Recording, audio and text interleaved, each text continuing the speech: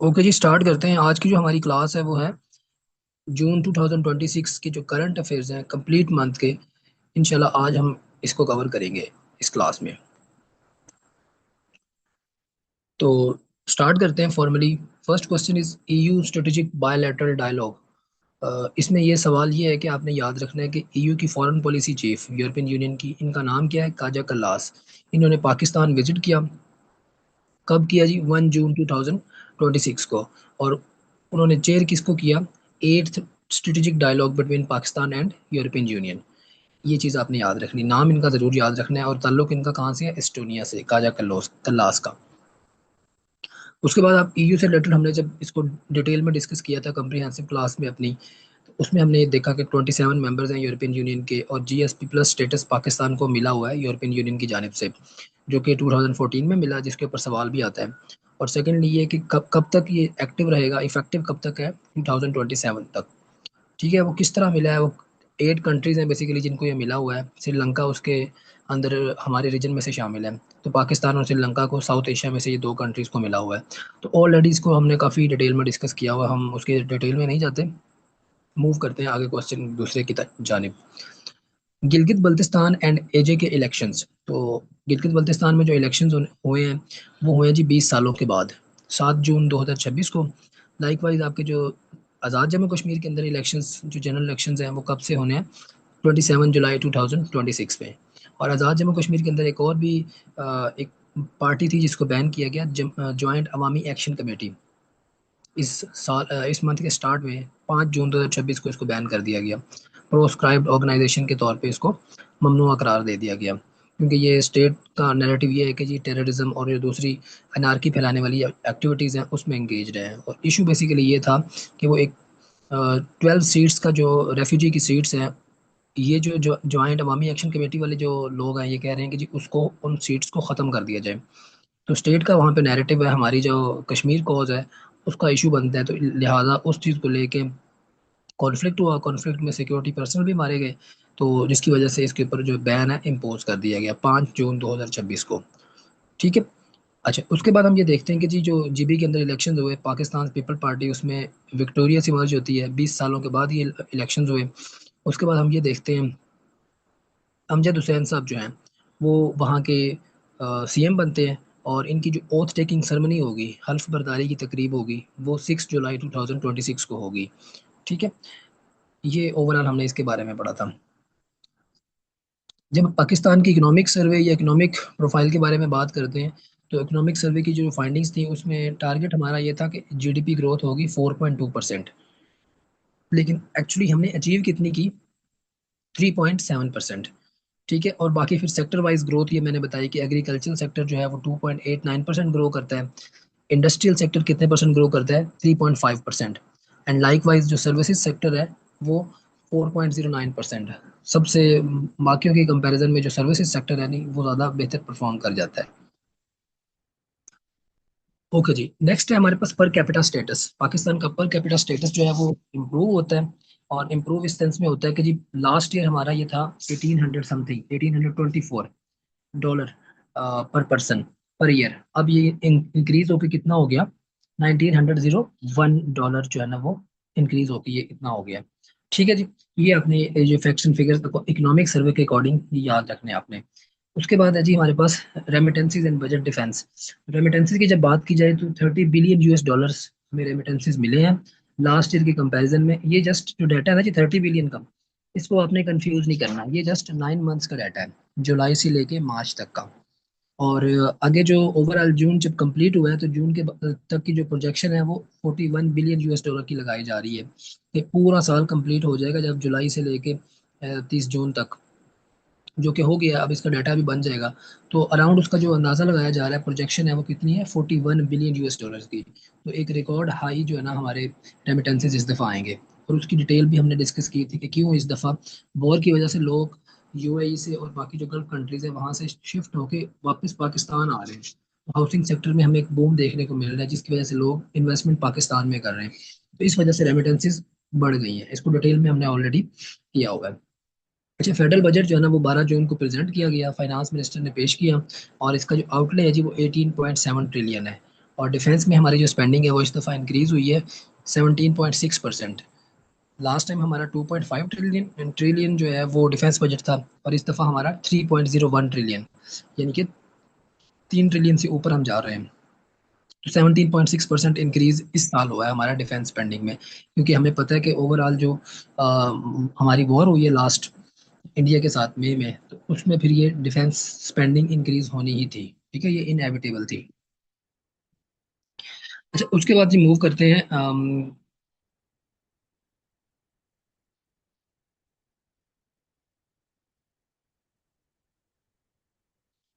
Move करते हैं हम लोग नेक्स्ट स्लाइड की जानिब। Privatisation and infrastructure assets.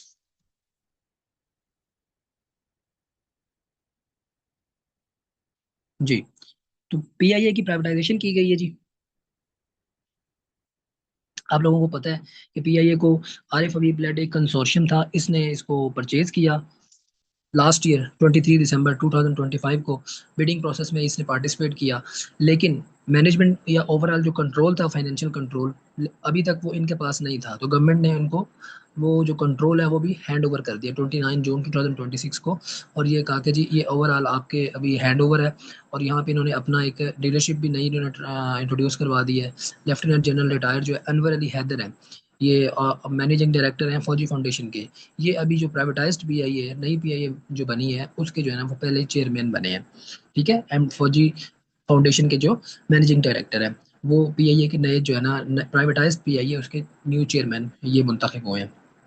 ठीक है, ये डेट आपने याद रखनी है। और इससे रिलेटेड हमने होटल्स पढ़े थे कि जो पीआईए जीके में पूछते हैं कि पीआईए से रिलेटेड जो होटल्स हैं वो कौन कौन से हैं। एक तो न्यूयॉर्क में जो रूजवेल्ट होटल है, और स्क्राइब होटल है पेरिस के अंदर। उसके बाद हमने देखा जी energy corridor and Zojila tunnel. ये basically international north south transport corridor. Pakistan ने फॉर्मली एग्री कर दिया कि हम ये इस कॉरिडोर को ज्वाइन करेंगे। ये बेसिकली जो कॉरिडोर है इंडिया से स्टार्ट होता है, और ईरान, ईरान से फिर आगे अजरबैजान, सेंट्रल एशिया, यूरोप और रशिया और यूरोप। ये बेसिकली कनेक्टिविटी इस तरह हो रही है नॉर्थ साउथ, ऊपर यूरोप से लेके नीचे साउथ इंडिया की तरफ। अब इसके 3 रूट्स हैं, सेंट्रल रूट, वेस्टर्न रूट और ईस्टर्न रूट। अब पाकिस्तान ने फॉर्मली एग्री कर लिया है। अब पाकिस्तान किस रूट को ज्वाइन करेगा? ईस्टर्न रूट को। ठीक है, डिटेल हम नहीं जाएंगे क्योंकि ऑलरेडी हमने डिस्कस किया हुआ है। ये लेंथ आप लोग देख लेंगे, 7200 किलोमीटर का ये एक कॉरिडोर है। जिस तरह चाइना का आप ये कह लेना silk route, ancient silk route को वो रिवाइव करने की बातें कर रहा है, बीआरआई प्रोजेक्ट है। इसी तरह आप रशिया का ये प्रोजेक्ट आप देख लें, रशियन बैक्ड ये एक प्रोजेक्ट है, INSTC, international north south transport corridor.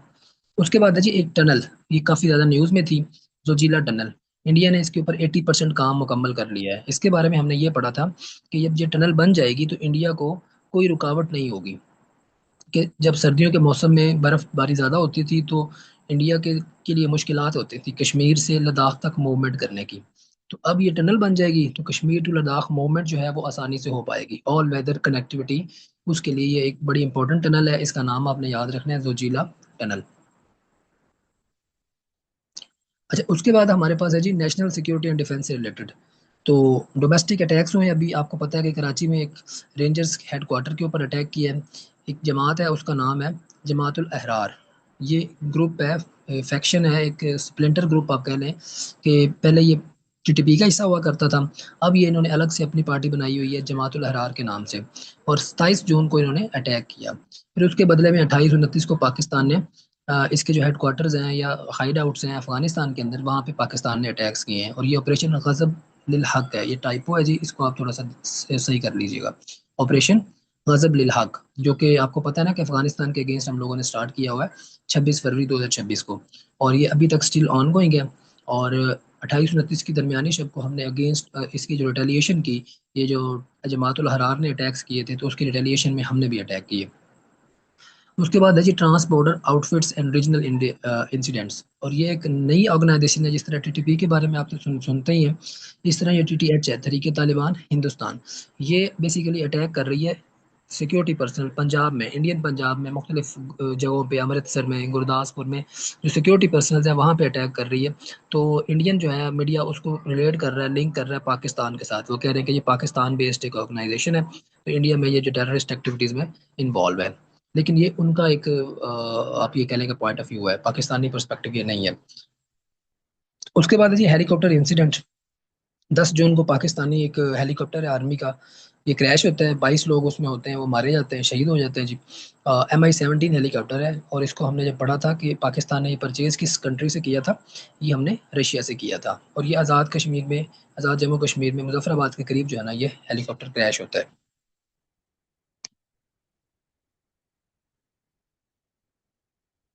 आगे मूव करते हैं जी।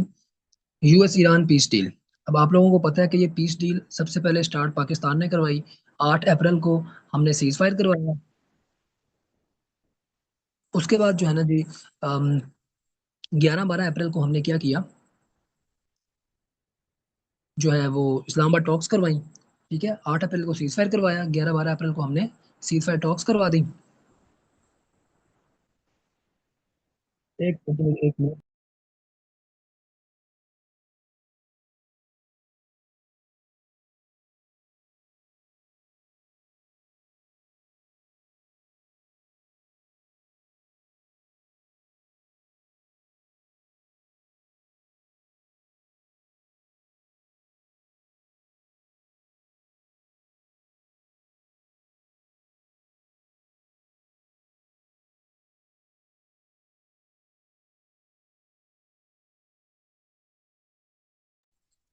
जी ग्लास।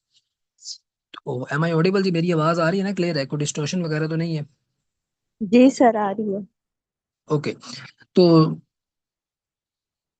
हम बेसिकली बात कर रहे थे पीस प्रोसेस के हवाले से, कि सीज फायर हमने करवाया 8 अप्रैल को, देन 11-12 अप्रैल को हमने क्या किया, इस्लामाबाद टॉक्स करवाई, और उसके बाद फिर 14 जून को ये दो पार्टीज जो हैं वो एग्री कर जाती हैं एक इंटरिम डील के ऊपर।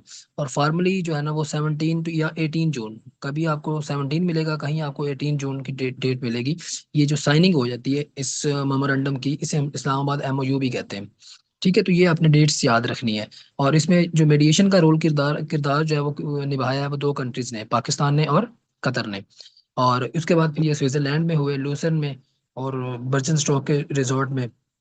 उसके बाद फिर ये जुलाई में ये जो टेक्निकल टॉक्स हैं वो हुई हैं दोहा कतर के अंदर। और अब ये न्यूज़ आ रही है अकॉर्डिंग टू अल अरेबिया कि 11 जुलाई को ये जो next level of technical talks होगा, नेक्स्ट राउंड होगा, वो पाकिस्तान के अंदर होगा, थर्ड राउंड, 11 जुलाई को।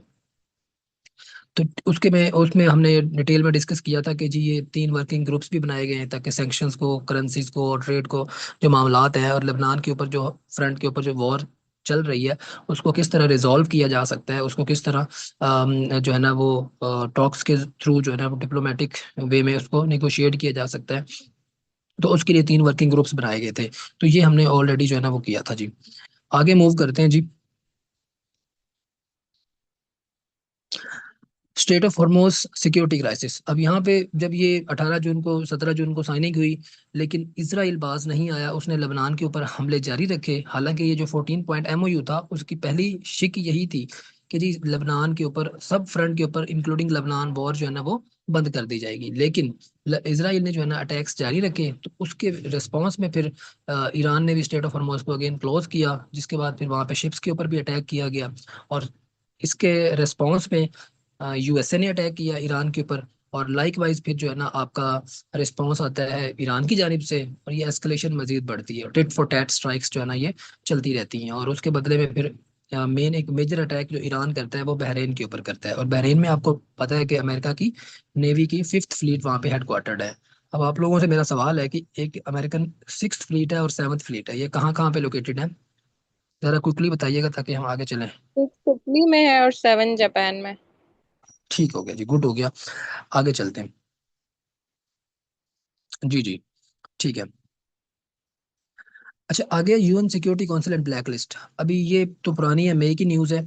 रशिया और इसराइल, ये दो कंट्रीज हैं जिनके ऊपर जिनको यूनाइटेड नेशंस ने ब्लैक लिस्ट के अंदर जो है ना वो ऐड किया है। रीजन चार्जेस क्या है जी? कॉन्फ्लिक्ट रिलेटेड सेक्सुअल वायलेंस की जो चार्जेस हैं, कि जो वॉर के दौरान जो है ना ये सेक्सुअल वायलेंस की जो चार्जेस इनके ऊपर है, जिसकी बेस पे इनको ब्लैक लिस्ट कर दिया गया है। ये फैटफ की ब्लैक लिस्ट से हट के हैं। फैटफ में तो 3 कंट्रीज है ना, ईरान, नॉर्थ कोरिया और म्यांमार। तो वो उनकी फाइनेंशियल एक्शन टास्क फोर्स की वो अलग से है, ये यूनाइटेड नेशंस की ब्लैक लिस्ट में गए हैं अभी। तो इसी तरह यूनाइटेड नेशन सिक्योरिटी काउंसिल की जो प्रेसिडेंसी है वो जून के महीने में किसके पास थी? कोलंबिया के पास थी। ठीक है। और उसके बाद पाकिस्तान अपनी जो टर्म है 8th टर्म उसको अभी करंटली ऑन गोइंग है उसकी 2026 के एंड में जो है ना वो हमारी टर्म जो है ना वो एंड हो जाएगी। 25-26 की टर्म थी हमारी। 8th टाइम पाकिस्तान जो है ना वो सिक्योरिटी काउंसिल का जो है ना नॉन परमानेंट मेंबर बन रहा है। लाइकवाइज न्यू यूएनएससी मेंबर्स, आपको पता है कि कुछ मेंबर्स रिटायर हो जाते हैं, नए ऐड होते हैं। अब नए जो ऐड हुए हैं उसमें ये 5 कंट्रीज हैं जी, Austria, Kyrgyzstan, Trinidad and Tobago, Portugal, Zimbabwe. तो ये कंट्रीज हैं जो कि न्यू ऐड हुए हैं 2027 टू 2028। 27 से 28 की जो टर्म है उसके लिए ये 5 कंट्रीज न्यू हैं, ये न्यू ऐड हुए हैं। नेक्स्ट मूव करते हैं जी, ग्लोबल क्लाइमेट और एनवायरनमेंट से रिलेटेड जो इनिशिएटिव्स लिए गए हैं। तो उसमें हमारे पास डेज हैं जी। वर्ल्ड एनवायरनमेंट डे ये 5 जून को मनाया जाता है, इंपॉर्टेंट है। 2025 में इसको होस्ट किया था साउथ कोरिया ने, लेकिन इस दफ़ा का जो होस्ट कंट्री है वो है अजरबैजान। और पाकिस्तान ने इसको होस्ट कब किया था? 2021 में। और इस दफ़ा का थीम है जी, inspired by nature for climate for future. अब ये, हाँ जी हाँ जी, जून की ओवरऑल पूरा जून के मंथ में जो हमने कवर किया है वो हम उसको आज कवर कर रहे हैं जी। अच्छा, उसके बाद जी हमने कुछ क्विकली रिवाइज कर लेते हैं डेज को।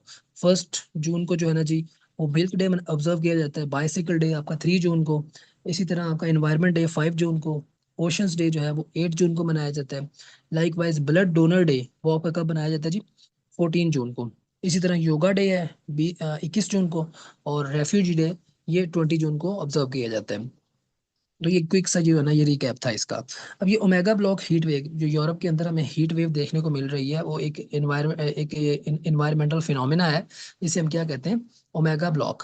तो उसमें उसकी वजह से वहाँ पे हीट हमें देखने को मिल रही है, जिसकी वजह से फ्रांस में हम देखते हैं कि 44 डिग्री सेंटीग्रेड टेम्परेचर जो है वहाँ पे पहुंच गया। इवन 45-46 भी जर्मनी के अंदर जो है ना ये टेम्परेचर टच किए हैं। तो इस फिनोमिना को जो है ना वो आपने थोड़ा सा जहन में रखना है, ऑलरेडी हमने इसको डिस्कस किया हुआ है। फिर फिलीपींस के अंदर अटैक अर्थक्वेक हुआ था, आया था 8 जून 2026 को, जिससे काफी ज्यादा इश्यूज बने।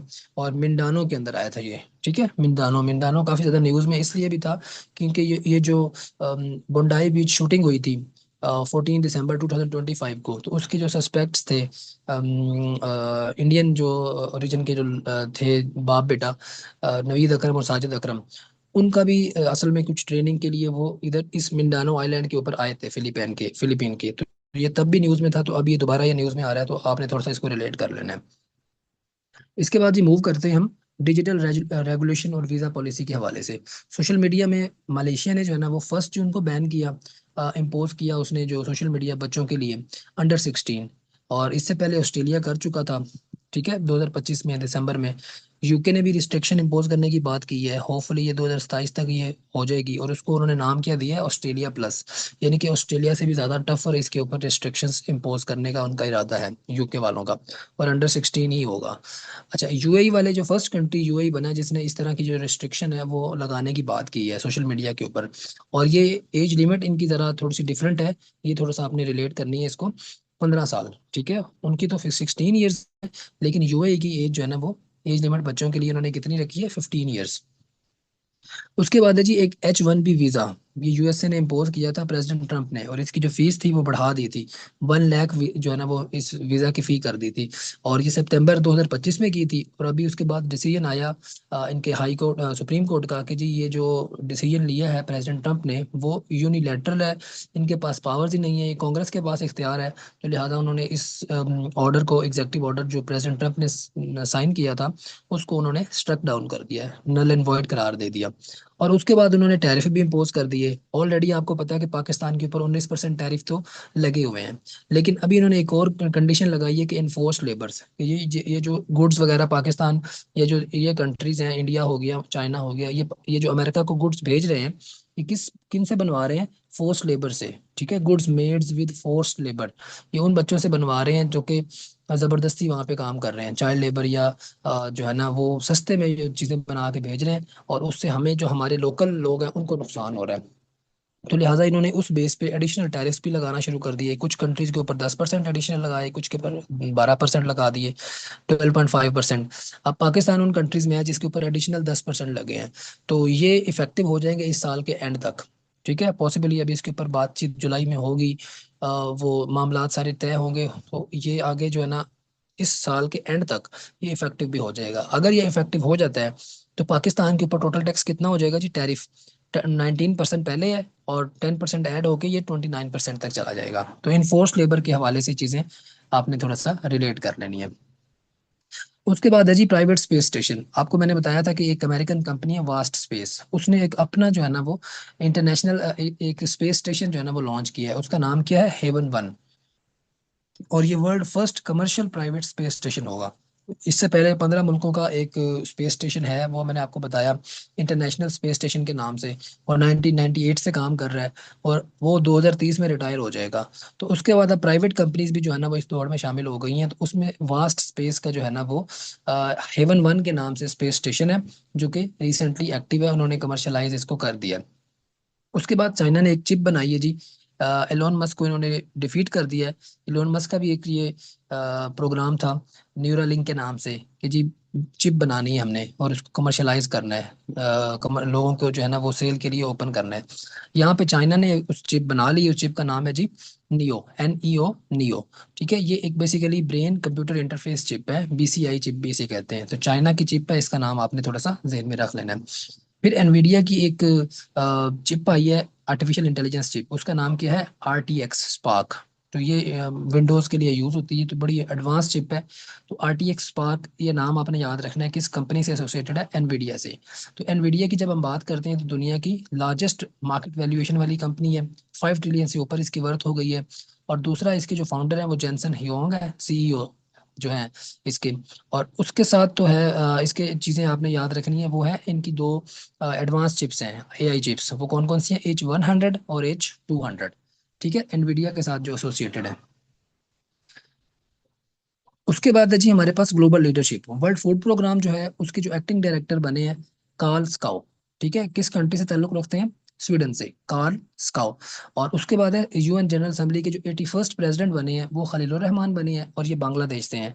और ये दूसरे बंगाली हैं, ठीक है, दूसरे बांग्लादेश के पर्सन हैं जो कि ये बने हैं। और फर्स्ट कौन थे जी, रशीद चौधरी साहब। और इसी तरह पाकिस्तान के जो एक ही पर्सन है जो कि जनरल असेंबली के मेंबर बने हैं, प्रेसिडेंट बने हैं इनफैक्ट, 1962 से 1963 के जो सेशन है उसमें वो सर जफरुल्लाह खान थे। ये आपने याद रखना है, पाकिस्तान के एक है, बांग्लादेश के दो हो चुके हैं। उसके बाद है जी FATF के नए प्रेसिडेंट और वाइस प्रेसिडेंट, उसका इंतखाब हो गया है। प्रेसिडेंट है जी गायल थॉमसन, UK से ताल्लुक है इनका। और विवेक अग्रवाल ये इंडियन है, ये वाइस प्रेसिडेंट है। तो होपफुली ये पाकिस्तान को कोशिश करेंगे कि फैटफ की ग्रे लिस्ट के अंदर ऐड किया जाए। लेकिन पाकिस्तान की जो रेगुलेशंस हैं ऑल दो ये ज़रा स्ट्रॉन्ग चल रही हैं अभी, और दुनिया इनके जो पॉइंट ऑफ व्यू है इसको बाय नहीं कर रही। किस तरह इन्होंने पहलगाम का हमारे ऊपर इल्ज़ाम लगाया, दुनिया ने इनका जो आर्गुमेंट था उसको बाय नहीं किया। बट रिसेंटली आपको पता है कि जापान की जो फर्स्ट फीमेल प्राइम मिनिस्टर हैं वो इंडिया की विजिट पे आई थी। उनका नाम कोई मुझे बता सकते हैं जी,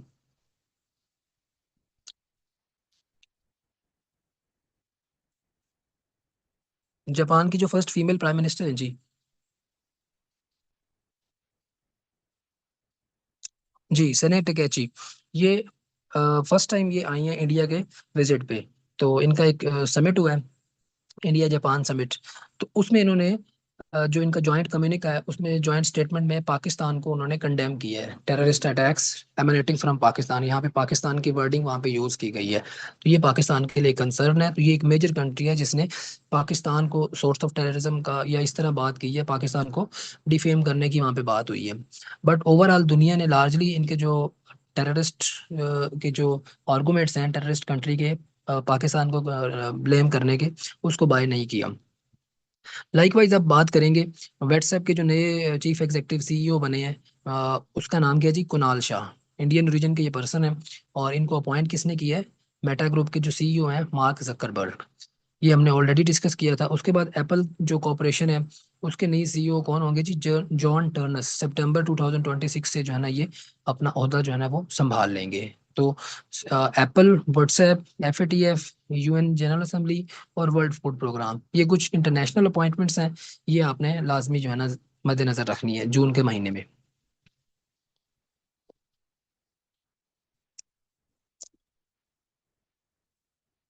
उसके बाद है जी हमारे पास Space X IPO। Space X आपको पता है कि दुनिया की फिफ्थ लार्जेस्ट मार्केट वैल्यूएशन की कंपनी बन गई है। फर्स्ट मैंने आपको बताया ये जो जनसन हुएंग की एनवीडिया है। तो फिफ्थ नंबर पे अभी ये हो गई है। क्यों क्यों हुई है? क्योंकि इसका हुआ है आईपीओ। आईपीओ से मैंने आपको बताया था मुराद होता है initial public offering. Stock market के ऊपर इसको लिस्ट किया गया, इसके शेयर्स लोगों ने खरीदे, तो इसकी मार्केट वैल्यूएशन जो है ना वो 2 ट्रिलियन US डॉलर से सरपास कर गई। तो जिससे एलॉन मस्क की जो वर्थ है वो भी इंक्रीज होगी और वो दुनिया के पहले ट्रिलियनियर बन गए। ठीक है जी, इसको भी आपने थोड़ा सा ज़हन में रखना है। उसके बाद आता है जी क्यूएस वर्ल्ड यूनिवर्सिटी रैंकिंग। दुनिया की टॉप यूनिवर्सिटी अगर वर्ल्ड वाइड देखा जाए तो वो कौन सी है? एमआईटी। ये अमेरिका की यूनिवर्सिटी है और ये लगातार 15 सालों से जो है ना वो टॉप पोजीशन इसके पास है। उसके बाद अब बात करते हैं जी पाकिस्तान की यूनिवर्सिटी। पाकिस्तान की कौन सी यूनिवर्सिटी टॉप पे है? 381st कायदे आजम यूनिवर्सिटी 381 नंबर पे है। ठीक है।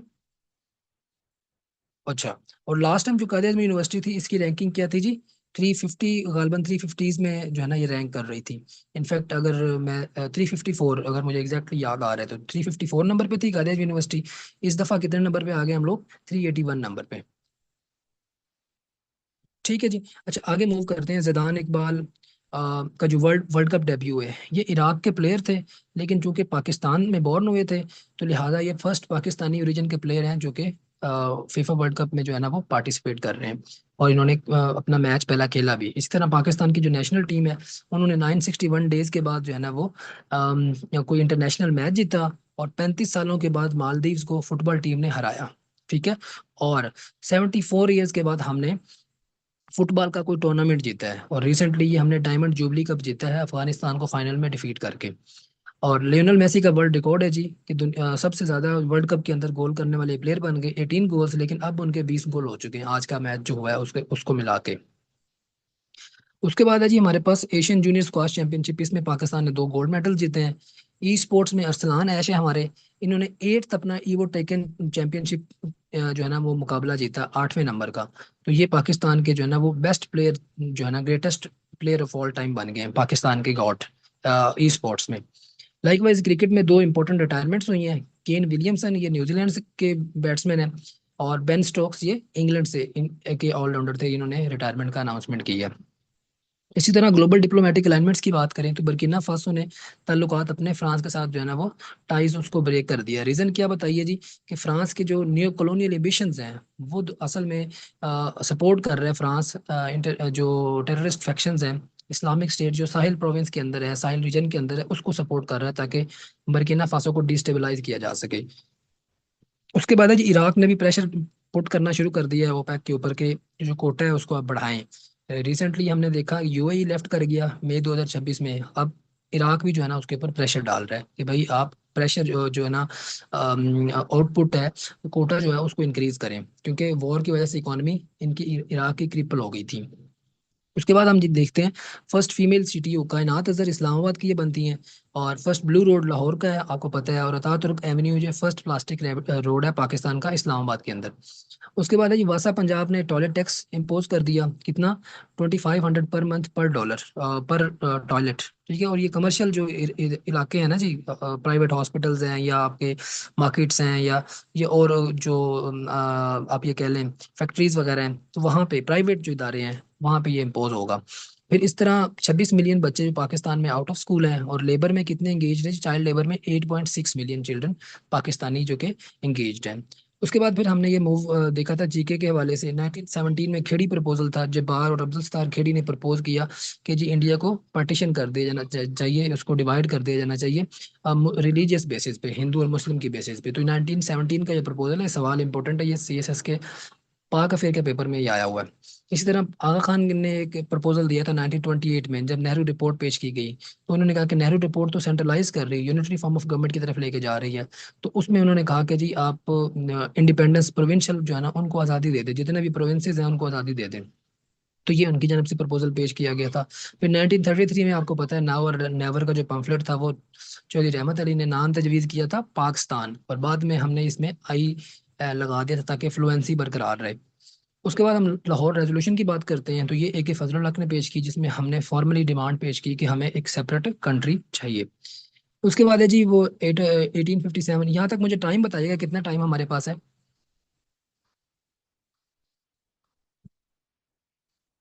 5:58, ओके। तो जी ये लास्ट हमारे पास है। तो ये 1857 की जो वॉर ऑफ इंडिपेंडेंस है, ये आप लोगों को पता है कब स्टार्ट होती है जी? 10 मई 1857 को। और इसकी पहली गोली कौन चलाता है? मंगल पांडे। और राय अहमद खान खरल ये पंजाब से लीड करता है। गोरा मूवमेंट इसकी जो होती है, और ईस्ट इंडिया कंपनी को ये टफ टाइम देते हैं, फाइनली शहीद हो जाते हैं। और इस तरह बेगम हजरत महल ये अवध या लखनऊ से लीड करती हैं। और ये वाइफ होती हैं लास्ट जो किंग होते हैं अवध के, नवाब वाजिद अली शाह, उनकी ये बेटी वाइफ होती हैं बेगम हजरत महल। इसको हमने डिस्कस किया हुआ है। रानी लक्ष्मीबाई के बारे में भी यही हमने पढ़ा था कि ये इनका जो मुकाबला होता है वो एक ब्रिटिश जनरल होते हैं हुरोज। तो ये झांसी से असल में लीड करती हैं इस बगावत को, रिबेलियन को, या वॉर ऑफ इंडिपेंडेंस को।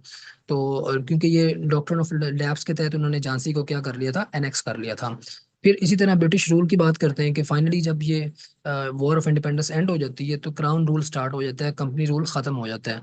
और उस टाइम बरतानिया के जो प्राइम मिनिस्टर थे वो कौन थे? लॉर्ड पाल्मरस्टोन, जिनके बारे में हमने एक फेमस इनका फ्रेज पढ़ा था कि जी there are no permanent friends and foes in the world politics, only permanent interests. तो ये भी इनका कॉइन किया हुआ एक फ्रेज है। और ये उस टाइम ब्रिटानिया के प्राइम मिनिस्टर थे। ठीक है जी, ये कोशिश हमने की है कि कम टाइम में हमने इसको समराइज किया है। तो यहाँ तक कोई पॉइंट आप लोगों का नहीं समझ आया तो मैं उसको रिपीट कर देता हूँ जी, कुछ वक्त है हमारे पास मजीद।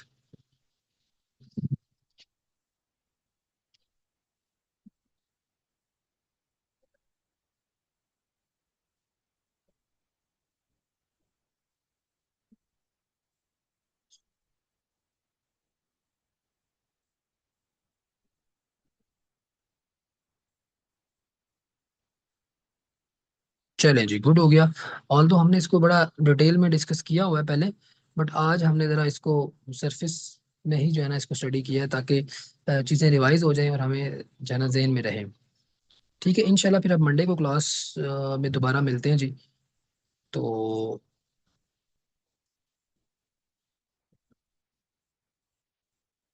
ओके जी, ओके, अल्लाह हाफिज़।